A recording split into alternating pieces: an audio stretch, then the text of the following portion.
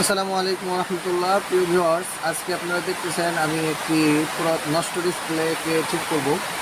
তো ডিসপ্লেটার সমস্যা হলো ডিসপ্লেটা এখান থেকে রেবন ছিঁড়ে গেছে। এটা ভাঁজ থেকে দেখা যায় ভাঁজ দেওয়া থাকে, এটা ছিঁড়ে গেছে। তো আমরা এটাকে ঠিক করব। তো এই জন্য প্রথমেই আমাদের দরকার হবে একটি এন্টি কাটার ব্লেড, অনেকে নেপ বলে বা যে যাই বলে ব্লেড। এই ব্লেডটি আমাদের প্রয়োজন হবে।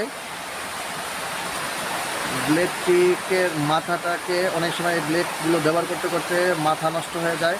আমরা এইভাবে একটা কাটিং গ্লাস দিয়ে মাথাটা যদি একটু ভেঙে নিই, ব্লেডটি আবারও নতুন অবস্থায় পাবো। তো এই ব্লেডটা দিয়ে আমরা আগে ডিসপ্লেটাকে ডিসপ্লে রেবনটাকে এইভাবে আমরা একটু পরিষ্কার করে নেব, ব্লেড দিয়ে পরিষ্কার করে দেব। ডিসপ্লেটি একটি 2.8 সাইজ ডিসপ্লে। এটার বর্তমান আমরা কাস্টমারের কাছে এটাকে সর্বনিম্ন 400 টাকা বিক্রি করি, 450 টাকা দাম চাই, 420 টাকা বিক্রি করি এবং 400-র নিচে বিক্রি করি না। সেক্ষেত্রে কাস্টমার যদি খুব রিকোয়েস্ট করে সেক্ষেত্রে 400 টাকা বিক্রি করি। ডিসপ্লের দামটা একটু বেশি আছে, আপনারা জানেন। এমতো অবস্থায় অনেক কাস্টমার আপনার এটা করতে চায় না, ঠিক করতে চায় না। তো আপনি যদি তার নষ্ট ডিসপ্লেটা ঠিক করে দিয়ে আপনি তার কাছ থেকে যদি দাবি করেন যে আমি এটা ঠিক করে দেবো 200 টাকা 300 টাকা আপনি আমাকে দিবেন, কাস্টমার অবশ্যই চিন্তা করবে যে আমার এটা যে ঠিক করে যদি আমার 200 টাকা বাঁচে, তো অবশ্যই কাস্টমার কাজ করাবে আপনাকে দিয়ে। তো এই জন্যই আর এটা মডেলটা যদি এরকম মডেল হয় যে এটা মার্কেটে আপাতত পাওয়া যাচ্ছে না, বা এলাকা যদি এমন এলাকা হয় যে এখানে থেকে অনেক দূর, সেক্ষেত্রে আপনি কিন্তু 300 টাকাও এটা নিতে পারবেন। যাই হোক, আমি কিন্তু এই কাস্টমারের কাছ থেকে পুরো 300 টাকায় দাবি করেছি এবং কাস্টমার বলছে ভাই আমার অরিজিনালটা এটা যদি ঠিক হয় তো আমার ভালো, 300 টাকাই ভালো, আমি এই কাজটার জন্য 300 টাকা নেব।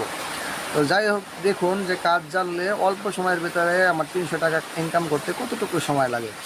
তো প্রথম অবস্থায় আমরা কিন্তু এটা রেবনটাকে ভালোভাবে একটু ছেঁচে নিয়েছি এবং লাইনগুলো বের করে নিয়েছি। তারপরে তাতালের সাহায্যে আমরা কিন্তু এটাকে শর্ট করে দিয়েছি।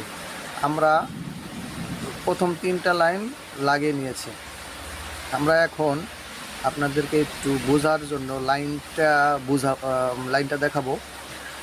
সেটা হলো, এখানে দেখা যাচ্ছে রেবনের উপর সাইডে যদি একটু ভালোভাবে দেখেন, উপর সাইডে লাইন আছে 4টা। একটু ভালো করে জুম করে দেখাচ্ছি।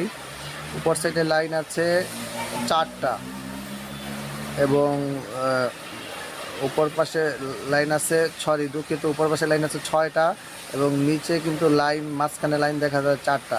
উপরে 6টা, নিচেও 6টা, কিন্তু উপরে সরাসরি লাইন 6টা দেখা যায়, কিন্তু নিচে এসে কিন্তু এটা গ্রাউন্ডের সাথে অ্যাডজাস্ট হয়েছে, গ্রাউন্ডের সাথে এসে মিশেছে এবং এটা এখানে বাকি ভিতরে 4টা লাইন আছে।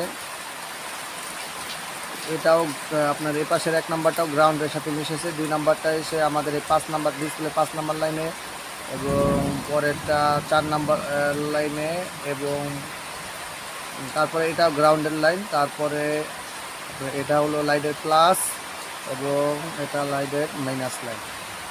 লাইটের প্লাস মাইনাস নিয়ে আমি একটি পুরাতন ডিসপ্লে দিয়ে আপনাদের কিছু ধারণা দিতে পারি। সেটা হলো, আমরা একটা পুরাতন ডিসপ্লে নিয়ে নিলাম। এই ডিসপ্লেটা আমরা খুলে নেব লাইটটা দেখার জন্য। এখান থেকে ডিসপ্লেটা আমরা এভাবে পিছন থেকে খুলে নেব। এটা ভালো ডিসপ্লেও অনেক সময় লাইটের লাইন নষ্ট হয়ে যায়, সেক্ষেত্রে আপনি এভাবে পিছন থেকে এটা খুলে আপনি লাইটের লাইন জাম্পার করে দিতে পারবেন। যাই হোক, আমি এটা পুরাতন ডিসপ্লে দেখে আমি এভাবে টেনে হিসেবে খুলতেছি।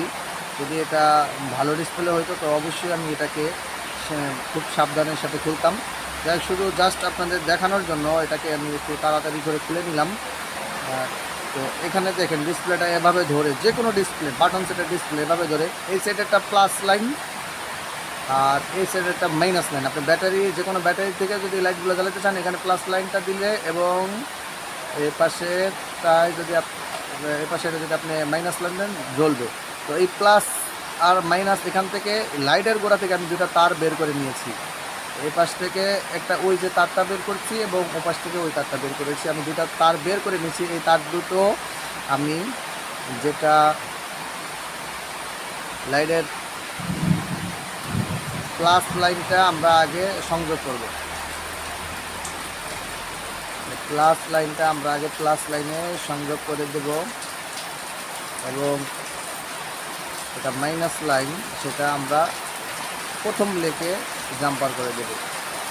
তো যাই হোক, আপাতত আমাদের ডিসপ্লেটি লাইন টানা কমপ্লিট। এখন আমরা এটা ব্যাটারি কানেকশন করে দেখব যে আমাদের কাজটা কতটুকু সফল হয়েছে। ভিউয়ার্স, বাইরে প্রচুর বৃষ্টি, আমি স্পেশালভাবে ভিডিও এডিটিং করার কোনো সময় পাই না। আপনাদেরকে ভালোভাবে বোঝানোর জন্য, একটু স্পেশালভাবে ভিডিও তৈরি করার জন্য আসলে আমি সময় পাই না। আপনাদের কাছে আমি আন্তরিকভাবে দুঃখিত। হয়তোবা বৃষ্টির কারণে কথাগুলো ভালো নাও শুনতে পারেন, ক্ষমা সুন্দর দৃষ্টিতে দেখবেন। আমার চ্যানেলটাকে সাপোর্ট করবেন, আপনাদের সকলের সাপোর্ট আমি কামনা করছি, আশা করছি এবং আমি এটা নিয়ত করছি যে নিয়মিত ভিডিও দিয়ে যারা চাকরিজীবী আছে, আমি আগেও বলেছি একটা ভিডিওতে যে অনেকে আছে চাকরি করছেন, ব্যবসা করবেন, চিন্তা ভাবনা করতেছেন। চাকরি করাটা খুব টাফ ব্যাপার, খুব কষ্টের ব্যাপার আমি জানি। তো ব্যবসায় আসবেন কিন্তু খুঁজে পাচ্ছেন না, বা এই কাজটা শিখতে অনেকেই আগ্রহী, সুযোগ হচ্ছে না, আমার এই চ্যানেল